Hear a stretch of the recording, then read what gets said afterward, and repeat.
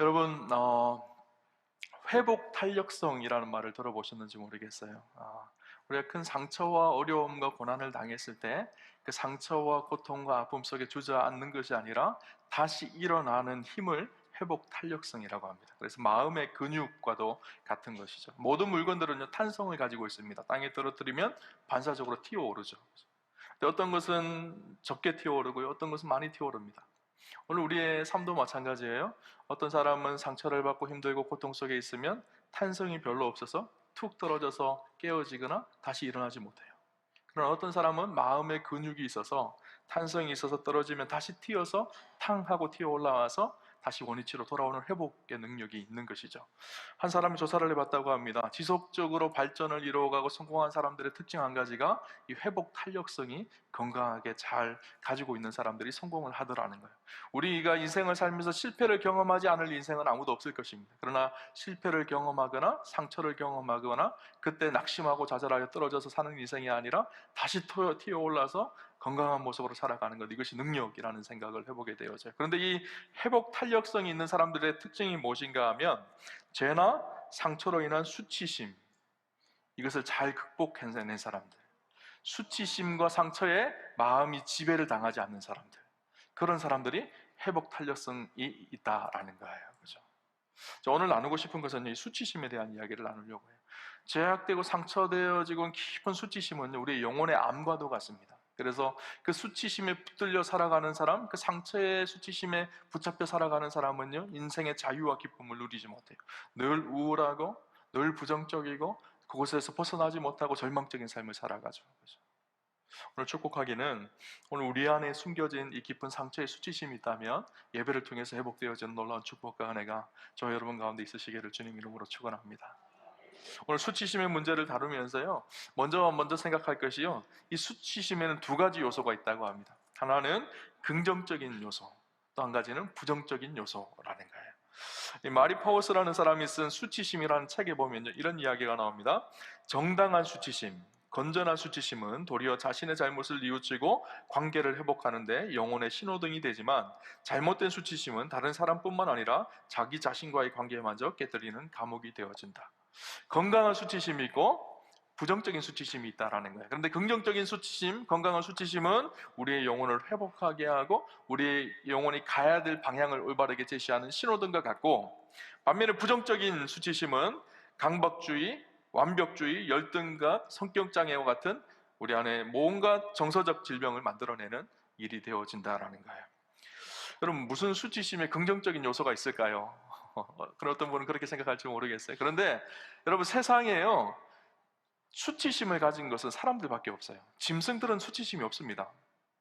개나 돼지나 동물들은요, 수치심이 없어요. 그래서 개들은 지나가면서 이렇게 변을 보고 싶으면 길거리 아무데나 변을 봅니다.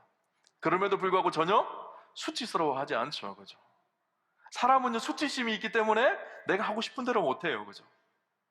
이 수치심은요, 그래서 건강한 수치심이 우리 안에 필요한 것이죠. 건강한 수치심은요, 우리를 겸손하게 만듭니다. 큰 죄와 타락에서 우리를 건져내게 하는 것도 건강한 수치심이죠. 간혹 텔레비전을 보면요, 나쁜 짓을 하고 사람을 죽이거나 성폭행을 하거나 그런 악질스러운 죄를 저지르고 텔레비전에 나오는 사람들을 볼 때가 있어요. 그래서 그들이 텔레비전에 나오면 제일 먼저 하는 일이 뭐죠? 이렇게 해서 얼굴을 가리는 일이에요. 그죠? 잠바로 덮어써서 얼굴을 가립니다. 왜 그럴까요? 수치심 때문이에요. 그런데 간혹 그런 분들을 볼 때가 있어요. 아주 나쁜 짓을 했는데 떳떳하게 자신을 드러내면 나는 괜찮다, 그렇게 말하는 분들이 있어요. 그런 분들을 볼 때 우리가 뭐라고 얘기하죠? 저 사람은 짐승이야, 짐승. 저 사람은 괴물이야, 그렇게 생각을 하죠. 사람은요, 건강한 수치심이 있어야 돼요. 그래야지 타락과 죄로부터 우리를 방어할 수가 있어요. 그죠? 그런데 또 한 가지 수치심이 있어요. 이것은 부정적인 요소를 말하는 수치심입니다. 과거의 큰 상처나 아픔으로, 큰 수치스러움으로 그 수치심이 내 뼛속까지 깊이 새겨져서 늘 모든 것을 보는 것을 부정적이고 하나님이 주시는 자유와 행복을 누리지 못하는, 우리를 감옥에 가두어 버리는 부정적인 수치심이 있습니다. 그래서 한 심리학자는 이 부정적인 수치심에 대해서 이렇게 얘기했습니다. 어두움과 그늘 아래에 메말라가는 화초와 같다. 그 부정적인 수치심에 잡혀져 있는 사람, 그 상처에 잡혀져 있는 사람은 어둠 속에 그늘 아래에서 메말라가는 화초와 같다라는 거예요. 지금은 그럴싸하게 보이지만 곧 말라서 시들어 죽게 되어진다라는 거예요. 그래서 이 부정적인 수치심에 갇혀져 있는 사람들의 특징이 있다고 합니다. 매사에 불만과 불평이 가득하다는 거예요. 그래서 이런 얘기를 하더라고요. 그런 사람들은 어떤 특징이 있는가 하면 누가 조언을 하면 비난으로 받아들입니다. 조언을 하는데도 비난으로 받아들인다는 거예요. 의견이 안 맞으면 딴지 거는 것으로 생각합니다. 의문을 제기하면 의심하는 것으로 생각을 하고요. 누가 도움을 주면 자신을 동정한다고 생각합니다. 전혀 긍정적인 마음이 없는 것이죠. 칭찬을 해주면 의도적으로 장깨를 부린다고, 칭찬을 해주는 이유와 목적이 있다라고 생각한다는 거예요. 어딘가에 쉽게 중독되거나 사람을 늘 피해 다니거나 실패를 극도로 두려워하거나 쉽게 상처받고 화가 나는 사람들의 특징이 마음속의 부정적인 수치심의 감정을 해결하지 못한 사람들의 특징이라는 거예요. 이런 사람들 안에 우울감이 찾아오고 이 사람들의 삶이 늘 불행하다고 스스로 생각을 합니다.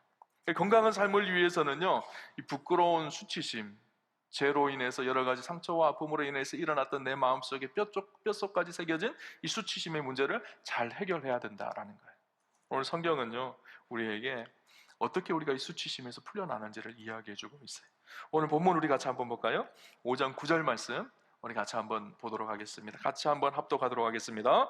여호와께서 여호수아에게 이르시되 내가 오늘 애굽의 수치를 너희에게서 떠나가게 하였다 하셨으므로 그곳 이름을 오늘까지 길갈이라 하느니라. 아멘.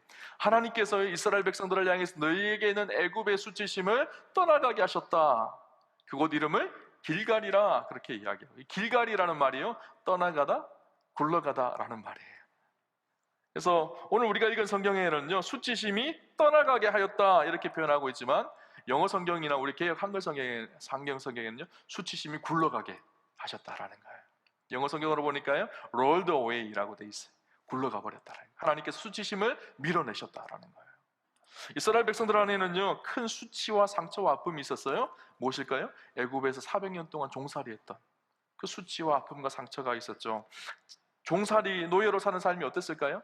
자유도 없고 인권도 없고 자기가 자기를 주장할 수 없습니다. 기본적인 인간으로서의 권리를 받지 못하고 400년 동안 살았어요. 대를 거듭해서 그들은 스스로 노예라고 취급을 받았어요. 개나 돼지처럼 취급받던 존재였었습니다. 400년 동안 뼛속 깊숙한 곳까지 상처와 수치심이 가득했던 사람들이 이스라엘 백성들이었습니다. 스스로 생각하기에 나는 별 볼 일 없는 인생이고 아무것도 아닌 그런 인생, 개나 돼지처럼 짐승같이 여겨졌던 인생이라고 그들은 생각하며 400년의 세월을 보냈어요. 뼛속 깊숙한 곳까지 애굽에서의 삶이 상처였고 수치심이었었어요. 그런데 하나님께서 그들을 출애굽하게 하셨죠. 광야 40년을 보내고 약속의 땅 가나안에 들어가게 하셨어요. 그러면서 하나님께서 이제 정복 전쟁을 앞두고 있는 그들을 향해서 뭐라고 말씀하시는가 하면 길갈에서 할례를 행하라 하는 거예요. 할례가 여러분 어떤 것인지 잘 알죠? 남성의 성기의 표피를 잘라내는 거예요. 수술을 하는 일이거든요.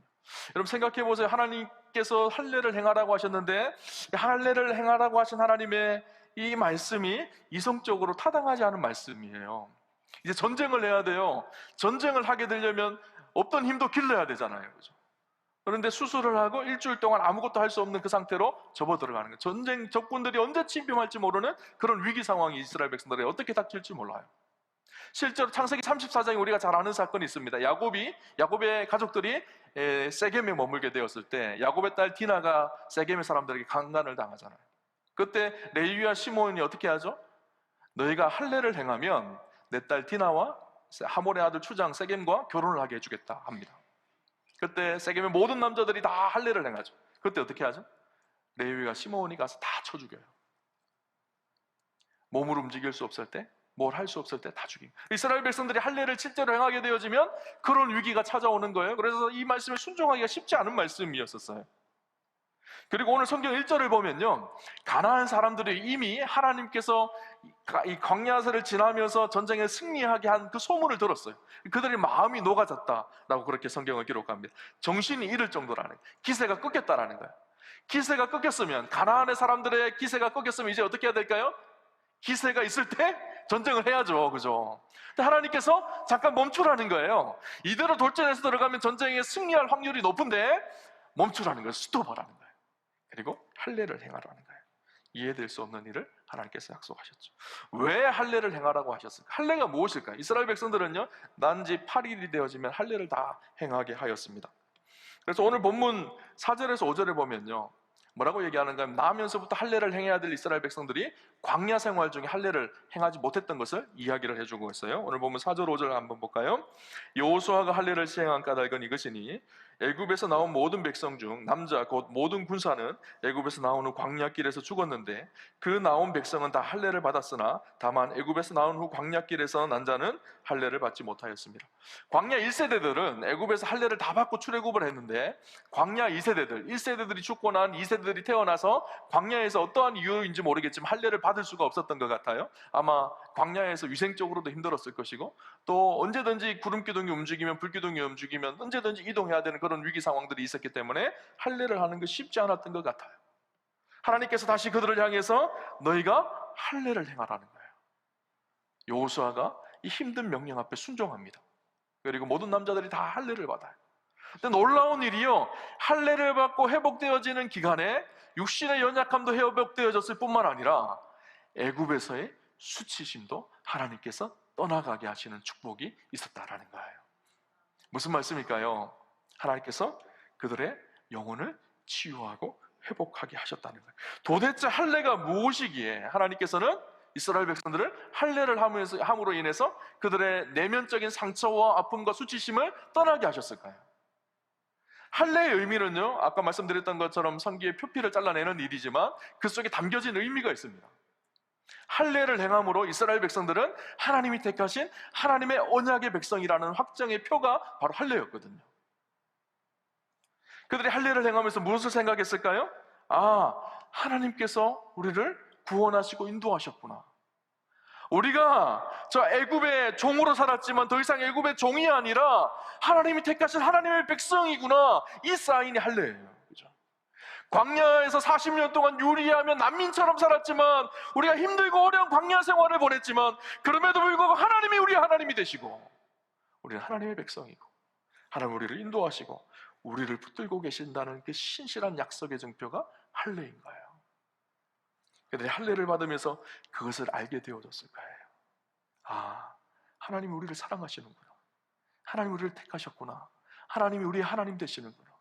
하나님께서 우리를 인도하시겠구나.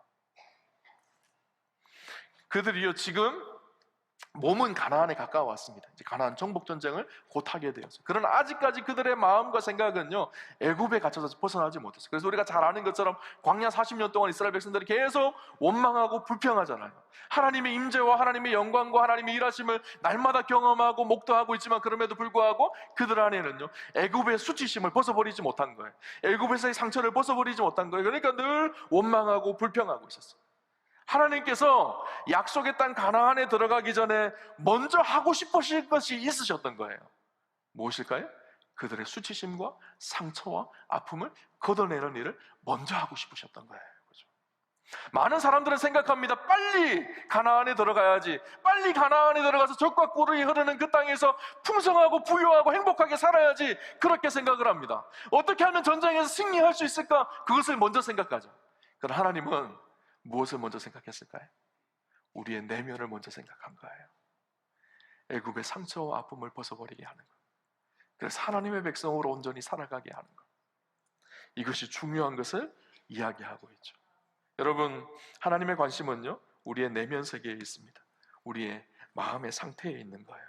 우리의 아픔과 상처와 수치심을 깨끗하게 회복하게 하시는 일이 하나님의 관심이었었어요. 우리는 자꾸 눈에 보이는 외적인 것을 추구하려고 합니다. 예수 믿고 복받고, 예수 믿고 부유하게 되어지고, 예수 믿고 우리 자녀들 다 잘되고, 이것이 우리의 신앙의 관점이라고 생각하는데 하나님은요, 그것보다 우리의 내면이 하나님 보시기에 온전한 믿음의 사람으로 회복되어지고 성숙해지고 온전해지기를 원합니다. 근데 여러분, 믿음의 성숙 앞에서요, 반드시 해결해야 될 문제가 무엇인가 하면요, 우리 안에 정서적인 건강이에요. 정서적인 건강이 없는데 우리의 믿음이 성장한다는 것은요, 잘못된 말이에요. 우리 안에 정서적인 문제가 회복되어지고 새롭게 되어져야지 우리의 믿음이 건강하게 성숙할 수가 있는 거예요.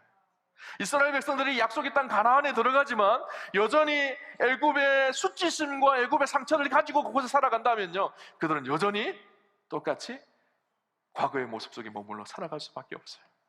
하나님은 그것을 치유하고 회복시키시고 싶으셨던 거예요. 그죠? 이스라엘 백성들이 할례를 통해 이 수치심이 떠나갔다라고 얘기하고 있는데, 그럼 오늘 이 할례의 의미가 우리에게는 어떤 의미일까요?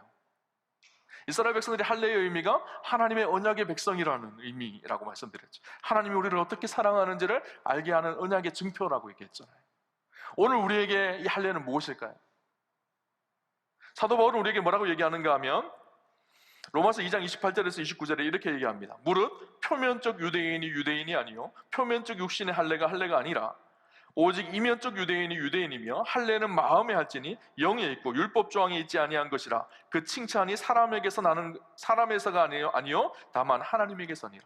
사도 바울이 뭐라고 얘기하는가 하면요, 표면적 할례가 아니라는 거예요. 표면적 유대인이 유대인이 아니라는 거예요. 이면적 유대인, 마음으로 하는 할례가 있는 사람, 마음으로 그 마음 속에 예수 그리스도의 흔적이 있고 십자가의 흔적이 있는 사람, 십자가의 사랑의 경험이 있는 그 사람, 그것이 이면적 유대인, 그 사람이 진짜 할례 받은 사람이라고 이야기하고 있어요.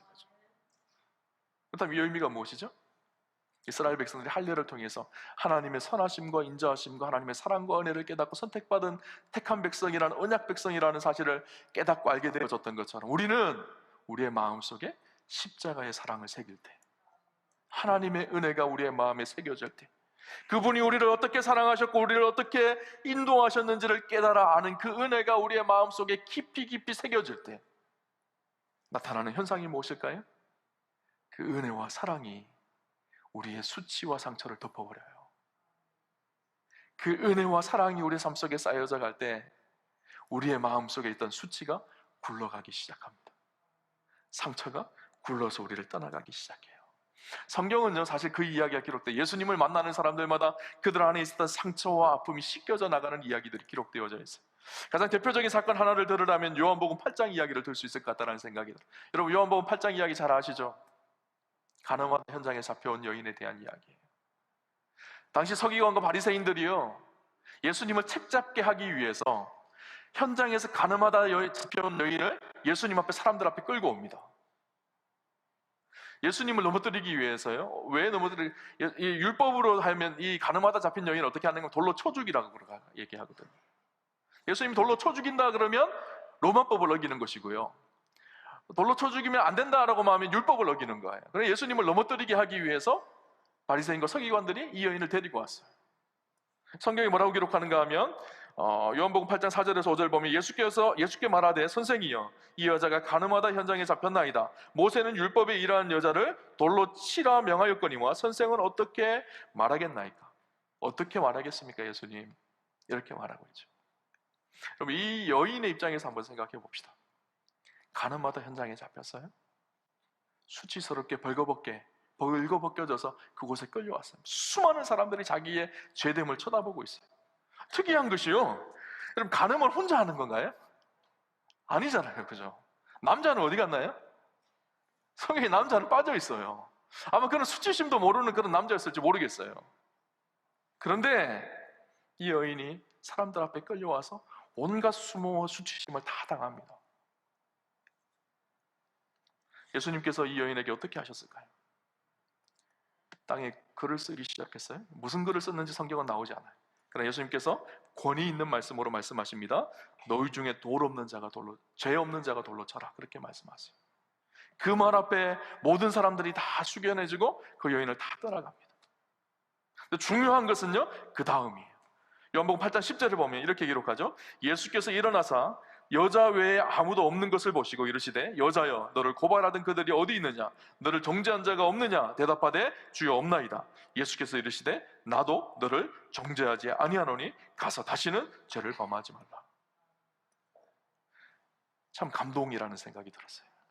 수치를 당하고 모욕감을 당하고 상처와 아픔이 가득했을 이 여인을 예수님께서 품으시고 안으세요. 사람들은 그 순간적인 상황을 모면하면 된다고 생각을 하죠. 그러나 예수님 그렇지 않으셨어요. 그 여인을 품고 안으시고 그 여인의 상처를 치유하고 다시는 제 자리에 들어가지 마라, 그렇게 예수님께서 권면하시죠.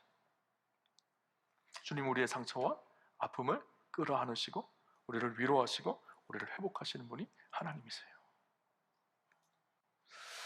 여러분, 사단은요 끊임없이 우리를 이 수치심으로 고발하게 하려고 합니다.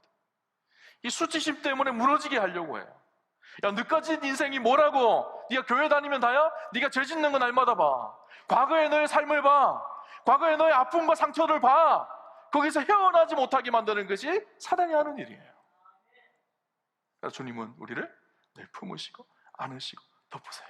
여러분, 아담과 하와의 이야기를 잘 아실까요? 아담과 하와가 범죄하고 나서 가장 먼저 느낀 것이, 첫 번째 감정이 뭔지 아세요? 수치심이었어요. 벌거벗은 것이 수치심이었던 거예요. 그래서 어떻게 하죠? 나뭇잎을 따다가 자기를 수치심을 가렸어요. 그렇게 되지 않으니까 숨었어요. 하나님 앞에. 하나님께서 아담아 내가 어디 있느냐 부르시죠. 그리고 아담과 하와에게 어떻게 하시죠? 가죽옷으로 옷을 입히세요. 수치심을 감추어 주신 거예요. 그렇죠? 가죽옷이 상징하는 것이 무엇일까요? 가죽옷을 만들려면요 짐승을 잡아야 돼요. 그 짐승이 의미하는 것이 무엇일까요? 예수님이죠. 예수님이 십자가에 죽으시고 우리의 예수 그리스도로 옷 입음으로 인해서 우리의 수치심을 하나님께서 덮어주신다는 것을 상징적으로 말씀하고 있는 장면이기도 합니다. 사람들은요 끊임없이 자기의 수치심을 감추기 위해서 무화과 잎으로 옷을 만들어 입어요. 그런데 이것이 잘 감추어지지 않아요. 왜 그럴까요? 햇볕만 내리쬐면요 금방 말라버리거든요. 우리 인간이 하는 것이 그렇습니다. 우리의 수치심을 감추기 위해서 끊임없이 노력하지만 우리 인간의 힘으로 우리의 수치심을 감추지를 못해요. 그러나 예수님이 십자가에 보여 십자가의 은혜가 우리의 수치심을 덮어버리셨어요. 감추어 주셨어요. 우리를 용서하시고 우리를 새롭게 하셨어요. 갈라디아 3장 27절에 누구든지 그리스도와 합하기 위하여 세례를 받은 자는 그리스도로 옷 입었느니라. 예수 그리스도로 옷 입고 우리를 의롭게 여기시고 우리의 수치를 감추어 주신 것이죠. 누가복음 15장 말씀을 여러분 잘 아시죠? 탕자에 대한 이야기예요. 탕자가요 아버지의 재산을 가지고 다 도망가서 호랑방탕하게 살다가 돼지치는 일을 하죠. 당시 돼지치는 일은요 가장 이 더럽고 초한 일이었죠. 그리고 유대인들은 돼지는 부정한 짐승이었기 때문에 돼지 있는 곳에 가는 것 자체가 부정한 일이었어요. 인생이 가장 밑자락에 떨어져서 가장 수치스러운 모습을 가지고 있었던 탕자가요 아버지 집으로 돌아옵니다. 아버지 집에 돌아왔을 때 아버지가 어떻게 하죠? 그를 안으시죠. 품으시죠. 그리고 했던 일이 무엇일까요? 수치스러운 그의 옷을 벗기시고 좋은 옷을 입히셔요. 아버지의 아들의 옷을 입히신 거예요. 그렇죠?